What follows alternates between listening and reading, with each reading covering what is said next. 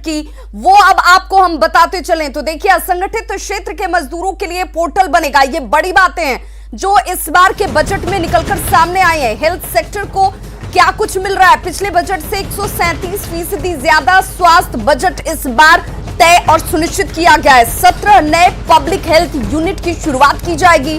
Budget में स्वास्थ्य, जिस पर सबसे ज्यादा फोकस किया गया, 602 ब्लॉक्स में सीसीयू अस्पताल बनाए जाएंगे। और ये तमाम कवायदे इसलिए क्योंकि कोरोना ने बहुत कुछ सिखाया। कोरोना वैक्सीन के लिए 35,000 करोड़ का आवंटन किया गया है।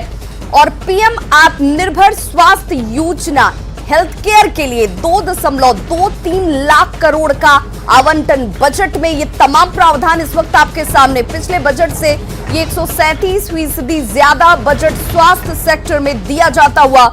और आपदा में अवसर की तरह इस बजट को आप देखिए, जिसका जिक्र निर्मला सीतारमण ने किया। ये बजट मुश्किल हालात में तैयार किए गए, लेकिन अब क्या कुछ बड़ी बातें रही वो आपके सामने है। 2021 ये साल कई नए कदमों के साथ इसकी शुरुआत हो रही है। सरकार का आर्थिक पैकेज जो है वो जीडीपी का 13% है। 40 करोड़ गरीब महिलाओं को इसका सीधा फायदा। पिछले बजट से अगर स्वास्थ्य सेक्टर की बात की जाए तो उसमें जो आवंटन है वो 137% ज्यादा है। 17 नए पब्लिक हेल्थ यूनिट की शुरुआत की जाएगी, जिसका जिक्र किया गया। देखिए, एमएसएमई, टैक्स और खनन के क्षेत्र में सुधार की बातें और इस पर जोर दिया गया। प्रधानमंत्री गरीब कल्याण योजना की बात सामने रखी गई और 40 करोड़ गरीब महिलाओं को मदद। वायु प्रदूषण से निपटने के लिए देखिए 2217 करोड़ ये बजट राशि प्रावधानित की गई है। पुरानी कारों को स्क्रैप किया जाएगा। वायु प्रदूषण को कैसे कम किया जाए और इस सेक्टर में कैसे काम किया जाएगा, उसकी रूपरेखा है। वाहनों के लिए नई स्क्रैप पॉलिसी का ऐलान भी होगा। इसका जिक्र किया निर्मला सीतारमण ने। एयर क्लीन के लिए 5 साल में 2000 करोड़ रुपए जो हैं वो खर्च किए जाएंगे। और पूरा फोकस प्रदूषण नियंत्रण को लेकर। ऑटोमेटेड फिटनेस सेंटर्स इसके लिए बनाए जाएंगे। और ये ऑटोमेटेड फिटनेस सेंटर्स कैसे काम करेंगे, इसकी भी पूरी जानकारी। रेलवे के लिए 1,10,055 करोड़ रुपए आवंटित किए गए। कैसे रेलों की रफ्तार और तेज हो। 2030 से नई रेल योजना की शुरुआत की जाएगी। देखिए, अब नई रेल योजनाएं जो हैं वो इस बजट में प्रावधानित तो नहीं है, लेकिन इसकी शुरुआत कब से होगी? 2030, ये वो डेडलाइन तय की गई। मेट्रो के विस्तार के लिए केंद्र हर संभव मदद करता हुआ नजर आएगा, जिसका जिक्र निर्मला सीतारमण ने किया। 75 साल से ज्यादा के बुजुर्गों को बड़ी राहत दी गई है इस बार के पैकेज में। टैक्स स्लैब में बदलाव नहीं किया गया है। और टैक्स को लेकर के जो तमाम शंकाएं थी, क्या कुछ वो प्रावधान आपके सामने। 75 प्लस से पेंशन धारकों को राहत मिलेगी, यानी कि 75 साल से ज्यादा के लोगों को पेंशन पर राहत कैसे मिलेगी, उसका जिक्र किया गया। उन्हें टैक्स रिटर्न नहीं भरना होगा, ये जानकारी इस वक्त आपके सामने। टैक्स स्लैब में ये बड़े बदलाव किस तरीके से हैं। और हालांकि जो रिबेट की बात की जा रही थी, जिस कंसेशन की बात की जा रही थी, वो किसी तरह का बदलाव सामने नहीं है, लेकिन 75 साल से ज्यादा के पेंशन धारकों को जरूर राहत दी गई है, जिसमें आईटीआर भरने से उन्हें राहत दी गई है। यानी इसके लिए वो बाध्य नहीं होंगे, ये राहत उनको जरूर इस बार बजट के तौर पर सामने आई है। तो टैक्स स्लैब में किसी तरह का कोई बदलाव नहीं किया गया। हालांकि लोगों को उम्मीद जरूर थी कि क्या टैक्स स्लैब के जरिए भी उन्हें राहत मिलने जा रही है क्या, उसमें हालांकि कोई बदलाव नहीं किया गया है। लेकिन कहां बदलाव और कितनी राहत, वो आपके सामने आपके टीवी स्क्रीन पर। 75 साल से ज्यादा के लोग जो पेंशन उठाते हैं, उन पेंशन पर आईटीआर भरने की जो बाध्यता थी वो खत्म की गई है। ये राहत जरूर इन लोगों को हासिल हुई है। तो बुजुर्गों को एक बड़ी राहत सरकार की तरफ से दी गई है।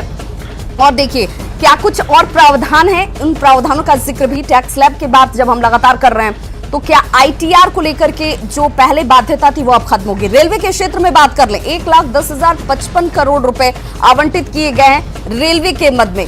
2030 से नई रेल योजना की शुरुआत की जाएगी। क्या कुछ राहत और किसमें कितनी राहत। आयकर स्लैब पर बजट में ऐलान हालांकि नहीं किया गया, लेकिन रेलवे के सेक्टर्स में क्या कुछ किया गया है वो आपके टीवी स्क्रीन पर है। मेट्रो के विस्तार के लिए केंद्र मदद करेगा, इसका जिक्र किया निर्मला सीतारमण ने। और साथ ही साथ मेट्रो के विस्तार में केंद्र की तरफ से कितनी मदद की जाएगी, किस रूप में यह मदद होगी, इसका भी जिक्र करते हुए नजर आई वित्त मंत्री। कुछ और शहरों में मेट्रो सेवा और इस प्रोजेक्ट की शुरुआत की जाएगी, यहां पर भी रफ्तार देने की कोशिश की जाएगी। और ये शहर कौन कौन से होंगे, हालांकि ये अभी सामने नहीं है, लेकिन $5 ट्रिलियन इकोनॉमी के लिए कैसे आगे बढ़ा जाए, उसका रोड मैप क्या होगा, इसकी कोशिश जरूर हो रही है। ये तमाम जिक्र, बड़ी बातें आप तक पहुंचा रहे हैं। पुरानी कारें स्क्रैप होंगी, इसका जिक्र किया गया। शहरी स्वच्छ भारत मिशन 2.0 पर क्या फोकस है सरकार का, उसका जिक्र किया गया। अगले 5 साल में स्वच्छ हवा पर फोकस है। तो देखिए, कोरोना की वजह से कई मायनों में खास इस बार के बजट में स्वास्थ्य पर विशेष रूप से जोर दिया गया है। वित्त मंत्री बजट पेश करते हुए कहती हुई नजर आई कि सरकार ने स्वास्थ्य सेक्टर पर सबसे ज्यादा ध्यान दिया है। उन्होंने पीएम आत्मनिर्भर स्वस्थ भारत योजना की शुरुआत करते हुए इस पर 64,000 करोड़ से ज्यादा के खर्च का ऐलान किया।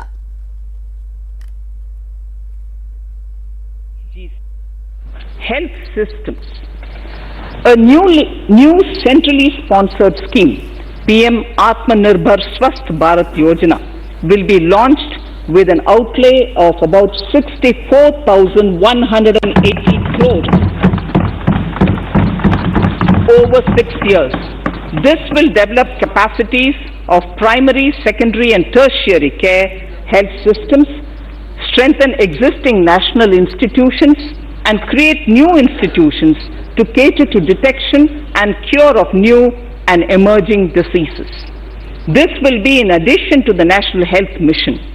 The main interventions under the scheme are support for over 17,000 rural and 11,000 urban health and wellness centers, setting up integrated public health labs in all districts, and 3,382 block public health units in 11 states, establishing critical care hospital blocks in 602 districts and 12 central institutions. तो देखिए, health sector पर सबसे ज्यादा सरकार का focus रहा। वित्त मंत्री ने कोरोना वैक्सीन के मद्देनजर 35,000 करोड़ रुपए के आवंटन का ऐलान आज के इस बजट में किया और कहा कि आगे भी अगर जरूरत होगी तो इसके लिए फंड मुहैया कराए जाएंगे। Honorable Speaker, I have provided 35,000 crores of rupees for COVID-19 vaccine in this year 21-22. I am committed to provide further funds if required. तो देखिए, कोरोना को लेकर इस बार का बजट जो है बनाने में कई चुनौतियों का सामना करना पड़ा, जिसकी शुरुआत के साथ ही निर्मला सीतारमण ने जिक्र किया कि लेकिन इस आपदा में भी हमने अवसर की तलाश की है और इसीलिए निर्मला सीतारमण ने बजट पेश करने के दौरान रविंद्रनाथ टैगोर का जिक्र करते हुए एक लाइन भी बोली। और देखिए, हमारे साथ नवल किशोर चौधरी जी जुड़े हुए हैं, पटना से अर्थशास्त्री हैं और हर बार बजट के साथ उनकी प्रतिक्रिया बहुत खास हो जाती है। नवल जी, इस पूरे बजट को आप कितने नंबर देंगे और इसे कैसे देखते हैं? ये एक साधारण बजट है। अब मैं समझता हूं इसे पास मार्क के अलावे कोई मार्क्स देना नहीं चाहूंगा। आप इसमें 2-3 बातें मुख्य हैं। जो सबसे बड़ी मुख्य बात है वह है कि हेल्थ सेक्टर पर खर्च बढ़ाया गया, लेकिन मेरा मानना है कि आज भी जो जीडीपी के परसेंटेज के रूप में जो नॉर्म्स है वहां हम नहीं पहुंच पाए हैं। अगले 6 साल में 64,000 करोड़ और टोटल 2.23 लाख करोड़ की बात हो रही है। ये बढ़ोतरी अवश्य है। आज जो हेल्थ सेक्टर में क्राइसिस हुआ है उसको मीट करने की कोशिश अवश्य है, लेकिन उस नॉर्म के कम है जिस नॉर्म की बात हम लोग करते थे। पुराने जमाने में हम लोग हेल्थ सेक्टर की बात करते थे कि 4% ऑफ जीडीपी होना चाहिए हेल्थ सेक्टर पर। हमने खर्च नहीं किया, हम 1%, 1.5% ऑफ जीडीपी खर्च किया। परिणाम आज देख रहे हैं कि क्राइसिस सामने में है। तो यह दूसरी बात है कि इस बजट में सरकारी संपत्तियों को विनिवेश की बात की है, बेचने की बात की है, लैंड एसेट्स बेचने की है, पब्लिक सेक्टर यूनिट्स बेचने की बात की है, पब्लिक सेक्टर इंटरप्राइजेस बेचने की बात की है। बड़े पैमाने पर यह बात की गई है।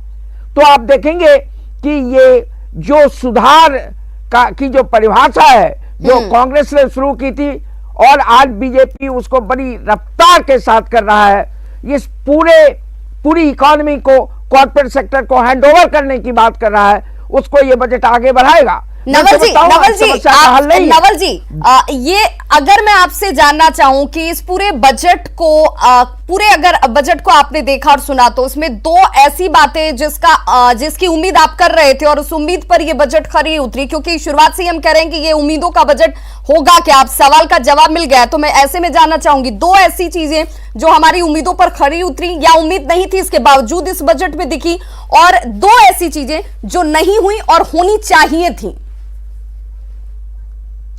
मैं बहुत स्पष्ट कहना चाहूंगा, उम्मीद थी कि हेल्थ सेक्टर पर प्रावधान बढ़ाया जाएगा, पब्लिक एक्सपेंडिचर बढ़ाया गया, ये उम्मीद के अनुरूप है, लेकिन नाकाफी है। नंबर वन, जो उम्मीद थी कि अनएम्प्लॉयमेंट को टैकल किया जाएगा, बेरोजगारी को टैकल किया जाएगा, माइग्रेंट के इश्यू को टैकल किया जाएगा, उस पर कोई योजना आएगी, लेकिन मुझे कुछ ऐसा नहीं लगता है। तीसरी बात थी, लोगों को राहत दी जाएगी टैक्स में छूट कर, जिससे इनकम बढ़े, लोगों के जेब में पैसे हो, डिमांड बढ़े, जिससे आगे जो उत्पादन होगा, चाहे कृषि क्षेत्र में उत्पादन हो सरप्लस या इंडस्ट्रियल सेक्टर में, उसको लोग खरीद पाएंगे, इकोनॉमी को ग्रोथ मोमेंटम मिलेगा। नहीं है, हमने उम्मीद की थी स्टिमुलस मिलेगा इंडस्ट्रियल सेक्टर को, एग्रीकल्चर सेक्टर नहीं है। एग्रीकल्चर के संकट को दूर करने के लिए कोई व्यापक ग्रीन रिवोल्यूशन की बात की जाएगी, खास करके ईस्टर्न सेक्टर में नहीं है। हमने उम्मीद की थी कि रीजनल इम्बैलेंस जो है, बिहार जैसे राज्य जो पिछड़ गए हैं, उनके लिए कुछ विशेष पैकेज की बात होगी, कहीं नहीं है। तो ये निराशा का बजट है। मैं मानता हूं हेल्थ सेक्टर मजबूरी थी, जिस पर उन्होंने मजबूरी कुछ बढ़ाया है, लेकिन कुल मिलाकर के यह बजट मोस्ट ऑर्डिनरी है, आज की चुनौतियों का सामना करने में अक्षम है। खास करके कृषि संकट, जहां आप देख रहे हैं किसान आंदोलन चल रहा है, ठीक है कि एमएसपी के आधार पर पैडी में, व्हीट में बढ़ाया गया, लेकिन जो चुनौती सामने में आज आई है देश के सामने में एग्रीकल्चर में, उस चुनौती का सामना करने के लिए हमको सीड, फर्टिलाइजर, इरिगेशन और मूल्यों के सवाल को टैकल करने के लिए बड़े पैमाने पर प्रावधान करना चाहिए। हालत यह है कि एफसीआई को जो सपोर्ट मिला है उसको भी घटाया गया। एग्रीकल्चर में जो राहत मिलनी चाहिए लोन के माध्यम से किसानों को नहीं दी गई है, और मीडियम एंड स्मॉल सेक्टर को तो राहत है ही नहीं। क्या हम करने, एम्प्लॉयमेंट कहां बढ़ाएंगे? खादी ग्रामोद्योग जैसे सेक्टर में जहां अपार संभावना है, हम गांधी का नाम लेते हैं, अभी गांधी की पुण्यतिथि हमने मनाई है, लेकिन गांधी का जो ग्राम में जो ये खादी ग्रामोद्योग को बढ़ाने की कोई योजना नहीं है। बिहार में देखिएगा, पूसा में एक वैनी जगह है जहां पर राजेंद्र प्रसाद राष्ट्रपति रहते हुए आए थे, आज उसकी सपोर्ट करने की जरूरत थी। ऐसे चीज को मॉडल यूनिट बनाने की जरूरत थी, जो सरकार लेकर के खादी ग्रामोद्योग के माध्यम से और स्मॉल मीडियम इंटरप्राइजेस के माध्यम से रोजगार में वृद्धि कर सकती। नहीं है, माइग्रेंट इसी को हेड ऑन टैकल करने की जरूरत थी। जो मानवीय त्रासदी हमने देखा, क्या माइग्रेंट के सवाल पर सरकार ने किया है? मैं समझता हूं ये मुझे निराशा हुई है। ये एक मोस्ट ऑर्डिनरी बजट है, आज की चुनौतियों का सामना करने में अक्षम है। पब्लिक एक्सपेंडिचर बढ़ाने की स्थिति में सरकार प्रैक्टिकली थोड़ा कदम उठाई है, और सरकारी संपत्तियों को कौड़ी के दाम भेजना है। इंश्योरेंस सेक्टर में एफडीआई बढ़ाया नहीं गया, उसको भी निवेश करने की बात हो रही, जनरल इंश्योरेंस को करने की बात हो रही है, और इसके साथ ही जो रेलवे की संपत्ति है, इसके अलावा जो लैंड एसेट्स है, सबको बेचने की बात हो रही है। मैं समझता हूं ये सही दिशा में कदम नहीं है, ये मेरी अपेक्षा के अनुकूल नहीं है, ये उस आर्थिक दर्शन पर आधारित है। नवल जी की अपेक्षा के अनुकूल तो ये बजट नहीं नजर आ रही है। उनका ये सीधे तौर पर मानना है कि हेल्थ सेक्टर में भले सरकार ये दावा कर रही है कि बहुत ज्यादा फोकस किया गया है, 137% ज्यादा पिछले बजट की तुलना में इसे अलॉटमेंट दी गई है, लेकिन ये नाकाफी है, ये सीधे तौर पर कहना है नवल जी का। हमारे साथ लगातार गेस्ट पैनलिस्ट जुड़े हुए हैं। झारखंड चार्टर्ड अकाउंटेंट हैं, सदस्य झारखंड चैंबर से अनिल जैन जी, आपका भी बहुत स्वागत। और किशोर मंत्री उपाध्यक्ष झारखंड चैंबर से आपका भी बहुत स्वागत। सबसे पहले अनिल जैन जी, आपसे ही आपकी प्रतिक्रिया जानना चाहूंगी, इस बजट को आप कैसे देखते हैं?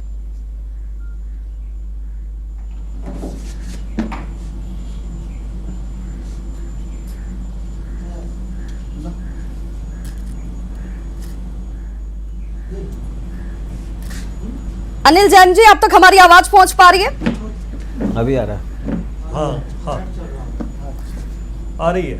हाँ अनिल जी, मेरा सवाल ये था कि बजट जिसको लोग अब तक स्पेक्युलेट कर रहे थे, अब ये बजट सामने है। अब जब बजट सामने है तो आप इसे कैसे देखते हैं? क्या ये बजट इकोनॉमी को बूस्ट करने वाला है? क्या ये रोजगार सृजित करने वाला है? या आपको भी नवल जी की तरह ऐसा लगता है कि बहुत साधारण सो बजट इस बार पेश किया गया है? मेरी राय में भी बहुत साधारण बजट है और गवर्नमेंट जो बैंक ऑफ प्राइवेटाइजेशन की तरफ जो 2 बैंक के का डिक्लेयर किया है और एक इंश्योरेंस जनरल इंश्योरेंस कंपनी को भी प्राइवेटाइजेशन की तरफ जो कदम है वो एक नया इस बजट में देखने को मिला है।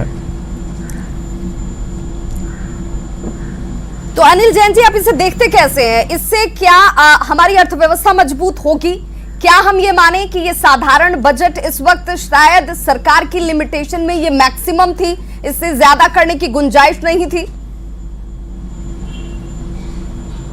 हाँ बिल्कुल, लेकिन बहुत सारे पहलू पर अगर ध्यान दिया जाए, बहुत साधारण बजट है। इनकम टैक्स में जैसे लोगों को जो मिडिल क्लास लोगों के लिए ये एक्सपेक्टेशन था कि बजट में उनको बहुत सारे रिलीफ दिए जाएंगे ताकि वो अपने बिजनेस को और इंडस्ट्रीज वगैरह को बढ़िया से चला सके। कोरोना की वजह से जो उन लोग को जो स्लो डाउन हुआ उसमें उनके जो बिजनेस के जो एक्सपेक्टेशन थे उसके हिसाब से फिर वो काम आगे नहीं बढ़ा पाएंगे। इनकम टैक्स में भी उनको कोई रिलीफ नहीं दिया है।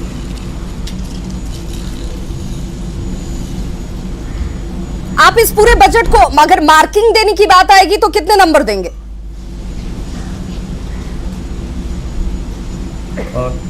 4 आउट ऑफ 10।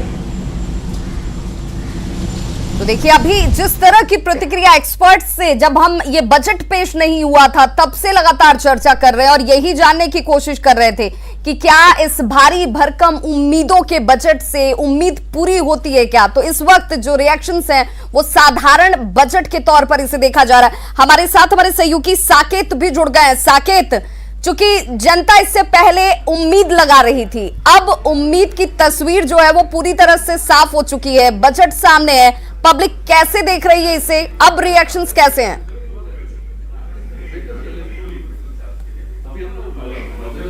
देखिए बिल्कुल विभा, अभी हम चैम्बर ऑफ कॉमर्स में हैं और यहाँ पर लगातार जो पूरा बजट चला है उसको यहाँ पर सभी लोग जो उद्योगपति हैं और जो सदस्य हैं यहाँ पर चैम्बर ऑफ कॉमर्स के, वो तमाम लोग यहाँ पर मौजूद थे और उन्होंने एक एक चीज़ को बारीकी से देखा है। एक बार हम यहाँ पर सीधे उनसे भी प्रतिक्रिया ले लेते हैं। विभा, चैम्बर ऑफ कॉमर्स के अध्यक्ष है यहाँ पर KP अग्रवाल जी।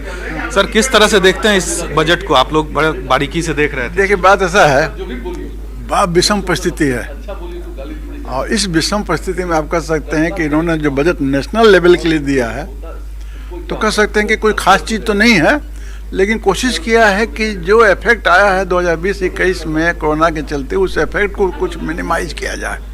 और कोशिश क्या देखेंगे, कल जो हम लोगों का इकोनॉमिक सर्वे भी आया उसमें सभी तरीके से है एक्सपेक्टेशन कि 11% हम लोगों का ग्रोथ होगा इस साल 21-22 में। हम लोग उसी से संतोष किए हुए हैं कि चलिए जहां हम लोग का नेगेटिव था वहां पॉजिटिव होगा, लेकिन जहां तक हम लोग का स्टेट का सवाल है, अब बिहार की बात अगर हम सही में करें कि बिहार के लिए इस बजट में क्या कुछ स्टेट का सवाल है, कहीं भी कोई नाम स्टेट का नहीं आया अभी तक। हम लोग खोज में इन साइड में कहीं कुछ हो अलग चीज़ है, बाकी जो सब चीज़ को मिला है जनरल उसी में बिहार भी है। लेकिन स्टॉक मार्केट अगर इंक्रीज किया है अभी 1500 पॉइंट, तो हम लोग एस्टिमेट कर सकते हैं कि नेशनल लेवल पे जो एक असेसमेंट किया गया है वो इकोनॉमिक डेवलपमेंट के लिए या इंफ्रास्ट्रक्चर डेवलपमेंट के लिए किया गया है, लेकिन अपने स्टेट में जितना भी कुछ था कहीं भी नाम नहीं सुनाई दिया और न कुछ अभी तक मिला है। इन साइड में कहीं कुछ हो तो देखने की बात है। तो हम समझते हैं कितना अंक देंगे अगर देखें हम पूरे नेशनल लेवल पे जो बजट है पूरे देश के हिसाब से देखा जाए तो हम कह सकते हैं कि जो आज के विषम परिस्थिति में हो सकता है उन्होंने कोशिश किया, उस पर हम उनको 7-8 देना चाहेंगे। जहाँ तक हम लोग का स्टेट का सवाल है, स्टेट के सवाल पर हम देना उनको 1 भी नहीं चाहेंगे। मतलब बिहार का जिक्र इस बजट में नहीं है, ये कहीं कह रहे नहीं हैं। है, कुछ स्पेशल चीज कुछ नहीं है। पी अग्रवाल जी हैं, चैम्बर ऑफ कॉमर्स के अध्यक्ष हैं। इन्होंने पूरी बारीकी से देखा है। इन्होंने कहा कि बिहार को लेकर इसमें क्या है वो कहीं ना कहीं यहाँ पर मिसिंग दिखा है। कुछ और भी लोग हैं यहाँ पर, आप आएंगे जरा। आप किस तरह से देखते हैं ये जो बजट आज पेश हुआ है, केंद्र का आम बजट, किस तरह से इसे देख रहे हैं? देखिए, हमें सरकार की स्थिति को भी समझना होगा। पिछला 1 वर्ष बहुत ही एक अभूतपूर्व स्थिति रही। पूरा देश जो है कोरोना के संकट से ग्रस्त था। सारी अर्थव्यवस्था जो है एक तरह से चौपट हो चुकी थी। ये एक सिंपल इकोनॉमिक्स है, पैसा आएगा तो ही खर्च होगा। तो कहीं ना कहीं सरकार के पास एक चेक एंड बैलेंस लेके सरकार को चलना था, फंड एलोकेट भी करना था, लेकिन कहीं ना कहीं रेवेन्यू के जनरेशन सोर्स को भी गवर्नमेंट को कंसिडर करना था। तो मुझे लगता है सारी बातों को देखते हुए हेल्थ सेक्टर, इंफ्रास्ट्रक्चर पे भी सरकार ने बहुत जोर दिया है।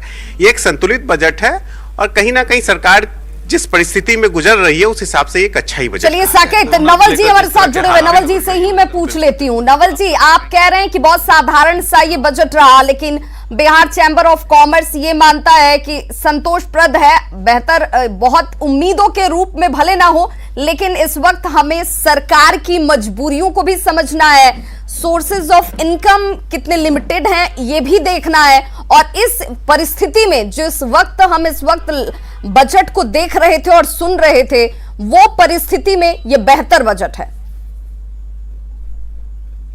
मैं आपसे स्पष्ट करना चाहूंगा कि बिहार चैम्बर ऑफ कॉमर्स और बिहार इंडस्ट्रीज एसोसिएशन जैसे प्रतिष्ठित संस्थान स्वाभाविक रूप से देश में विकास की दर को बढ़ता देखना चाहेंगे।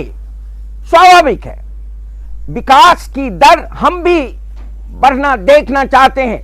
विकास की दर कैसे बढ़ेगी? पब्लिक इन्वेस्टमेंट बढ़ाए बिना विकास की दर कैसे बढ़ेगी? प्राइवेट इन्वेस्टमेंट ऑलरेडी अफेक्टेड है, एडवर्सली अफेक्टेड है, उसको स्टिमुलस दिया नहीं गया, पब्लिक इन्वेस्टमेंट को बढ़ाया नहीं गया जमकर, और जो डिमांड, तो सप्लाई साइड वीक है, डिमांड साइड में कंजम्पशन लेवल बढ़ाने की जरूरत थी, डिमांड जनरेट करने की जरूरत थी। इकोनॉमिक सर्वे ने इस पर जोर दिया है। और यह कैसे संभव है कि बिना डिमांड जनरेट किए इकोनॉमी में जो इंडस्ट्रियल आउटपुट होगा, जो एग्रीकल्चर आउटपुट होगा, या टर्शियरी सेक्टर की सेवाएं होंगी ग्रोथ के लिए जो जरूरी है, उनको कैसे एब्जॉर्ब किया जाएगा? क्या आपको भी इस बात का मलाल है कि स्पेसिफिकली स्टेट के लिए जो स्टेट के लोगों की उम्मीद होती है उसका जिक्र ना होना, कहीं टीस गया, साल गया? तो डिमांड कैसे जनरेट होगा? डिमांड कैसे जनरेट होगा? कहाँ है वो डिमांड जनरेट करने की स्ट्रैटेजी? कहाँ कंजम्पशन लेवल बढ़ाने की? बिल्कुल, तो कैसे इकोनॉमी बूस्ट होगी, कैसे इकोनॉमी मजबूत होते हुए 5 ट्रिलियन जो हमारा टारगेट है उसकी तरफ बढ़ेगा? इसको लेकर के क्या खाका खींचा गया जो साधारणतया या अर्थशास्त्रियों की निगाह से नजर नहीं आ रही है? हमारे साथ किशोर जी भी जुड़े हुए, उपाध्यक्ष हैं झारखंड चैम्बर से। किशोर जी, आपसे जानना चाहूंगी, आप इस बजट को कैसे देख रहे हैं? क्या आपको लगता है कि इस बजट में जो किया गया वो मैक्सिमम था, इससे ज्यादा की संभावना नहीं थी, या यहां सरकार ने वो मैक्सिमम नहीं किया जो किया जा सकता था? जी, ये बजट संतुलित बजट है और कोरोना काल को देखते हुए इन्होंने जो भी बजट लाए हैं सामने, वो धरातल में उतर जाए तो बहुत बड़ी बात है। बाद बाकी हम लोग झारखंड में माइनिंग और कोल के बारे में हम लोगों ने कोई भी बातें नहीं रखी और टैक्स स्लैब में भी राहत देने की कोई योजना नहीं है। किशोर जी, क्या इसकी गुंजाइश नहीं दिख रही थी सरकार को? क्योंकि जो मध्यम वर्गीय हैं, जो टैक्स पेयर हैं, वो सरकार भी ये मानती है कि अगर विकास की रफ्तार बढ़ाने में अगर सबसे महत्वपूर्ण कोई कड़ी है तो वो ये टैक्स पेयर क्लास ही होता है, जो मिडिल वर्ग में आता है। वो उम्मीद लगा रहा था कि उससे टैक्स में कुछ राहत मिल जाती, लेकिन स्लैब में तो कोई बदलाव नहीं किया गया। ये भी है, और कोई भी इंडस्ट्रीज और व्यापार के को गति देने के लिए भी कोई अच्छी योजना या कहें तो कोई विचारधारा नहीं इस पर आया है।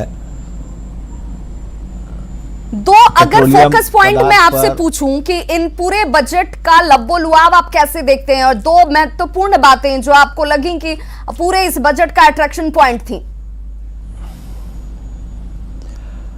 अट्रैक्शन पॉइंट में तो जो जीएसटी को सरल बनाने का इनका प्रस्ताव है, यदि वो आता है तो वो बहुत अच्छा होगा। और स्वास्थ्य के क्षेत्र में भी इन्होंने जो विचार अपने दिए हैं वो भी स्वागत योग्य है। जमीन के लिए कागजात सब डिजिटल करेंगे, ये भी बहुत बड़ा झगड़ा का घर होता है। यदि वो आ जाता है तो उसमें भी राहत मिलेगी। लेकिन इन्होंने कुछ भी पेट्रोलियम में, माइनिंग सेक्टर में, इंडस्ट्रीज में, व्यापार के लिए कोई भी ऐसी योजना नहीं बनाई जिससे कि विकास को गति मिल सके। और लॉकडाउन का जो नुकसान हम लोग उठा चुके हैं उसको कहीं ना कहीं भरपाई करने का अवसर इसमें नहीं दिख रहा है।